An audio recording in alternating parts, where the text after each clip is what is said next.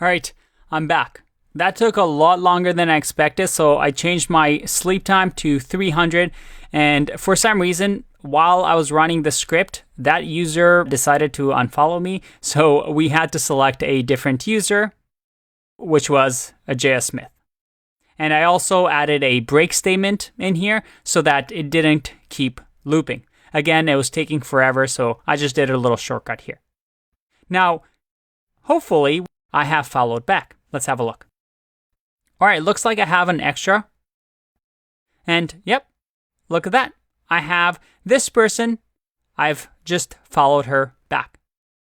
So you can see how this might be useful. You might just follow everybody and remove this if statement. Maybe you're a little pretentious and you only want to follow back people based on their follow counts. So you might want to do something like if followers count is, let's say, higher than 100, then you follow back. So there's a lot of things that you can do here, but that's pretty cool. We created our first bot, the generous bot. In the next video, I want to do another little fun tool, what we call a narcissist bot.